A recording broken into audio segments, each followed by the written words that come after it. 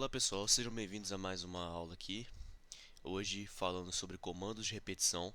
Também foi um tema citado no nosso segundo vídeo dos conceitos básicos de programação, que a gente vai estar dando profundidade num vídeo separado, assim como a gente fez com os comandos condicionais. E é interessante você ver o vídeo de comandos condicionais primeiro, antes de ver esse vídeo, porque a gente vai usar alguns conceitos que foram apresentados neles, né? Então vamos lá. Primeiramente, qual o conceito de um comando condicional? Ele é um comando de repetição. Ele é um comando feito para você conseguir executar uma linha de código ou algumas linhas de códigos várias vezes. Ou seja, imagine que essa linha aqui é como se fosse o fluxo principal do nosso código, né? Nós vamos executando cada comando, um de cada vez, e vamos executando ele sequencialmente, até que nós chegamos num comando de repetição que nos leva a um ponto anterior no código, que vai ser executado novamente, e vai levar ao ponto anterior. Isso é a quantidade de vezes que essa repetição vai ser feita, vai ser de acordo com uma condição que vai estar nesse comando, né? Então, no JavaScript, nós temos o seguinte comando de repetição: nós temos o while.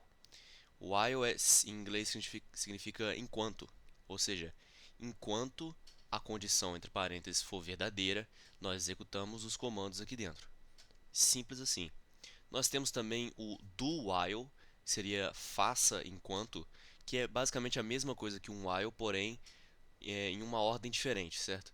Nós executamos primeiro o comando e depois nós testamos a condição. Isso pode ou não acarretar em consequências no seu código, vai depender do raciocínio lógico que ele precisar, né? Por enquanto eu vou mostrar dois exemplos utilizando o while. Um em que nós vamos escrever os números de 1 a 100 e o outro que nós vamos escrever todos os números pares de 0 a 200. Então vamos lá. Nosso primeiro comando a ser testado aqui é o de escrever todos os números, né, de 0 a 100. Nós podemos ver que ele funciona da seguinte maneira: nós vamos declarar uma variável n que recebe o valor 0.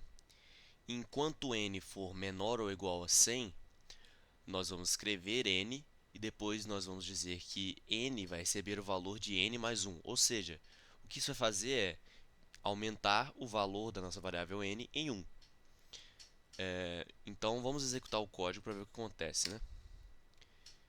Bom, no caso ele escreveu todos os números juntos porque eu não mandei ele fazer uma quebra de linha, né? Mas ele disse 0, 1, 2, 3, 4, 5 e assim por diante. Vamos colocar aqui para ele dar uma quebra de linha para não ter esse erro, né?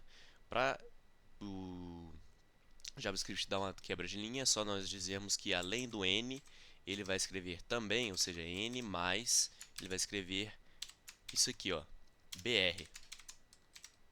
Isso é uma string que quando o HTML detectar, ele vai transformar em uma quebra de linha. Vamos lá. Aqui, agora sim, ó.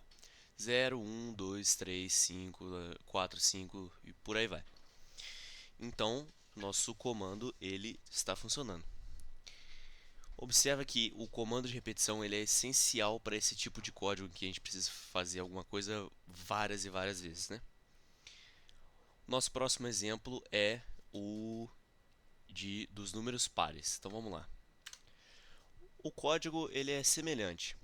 Nós vamos declarar uma variável n que recebe o valor 0 e nós vamos dizer que enquanto n for menor ou igual a 200, se n porcentagem 2 for igual a 0. O que isso significa? Porcentagem em JavaScript significa uma operação para achar o resto da divisão. Ou seja, se o resto da divisão de n por 2 for igual a 0, nós vamos escrever n e então nós vamos acrescentar o valor de n em 1. N++ é a mesma coisa que n igual a n mais 1, que a gente escreveu lá em cima, né? No JavaScript nós podemos fazer isso também. N++ você vai aumentar o valor dessa variável em 1, ou n você vai diminuir em 1. Ok? Nós temos também, por exemplo, o mais igual, em que nós dizemos que n é igual a n mais 1, por exemplo, é a mesma coisa. Nós estamos somando 1 a n. Nós temos o menos igual também. No nosso caso, a gente vai colocar apenas o mais mais, que a gente vai precisar acrescentar só em 1, né? Então, vamos ver como é que isso aqui vai funcionar.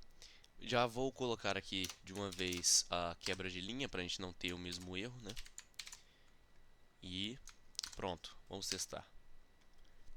0, 2, 4, 6, 8, todos os números pares de 1 a 200. De 0 a 200, né? Nós podemos escrever esse código também de maneira um pouco diferente, já que assim que nós encontramos o primeiro número par é só nós andarmos de 2 em 2, né? Mas eu vou deixar esse código como um desafio aí para caso você queira fazer. É um desafio interessante para tentar se concluir. Fazer esse código aqui de um jeito mais eficiente. Nós podemos também achar, além de números pares, nós podemos achar números divisíveis por outros números. Por exemplo, por 3. É só a gente alterar isso aqui. Nós vamos achar os múltiplos de 3, né? Todos os números divisíveis por 3, de 1 a 200. Por 5, por exemplo.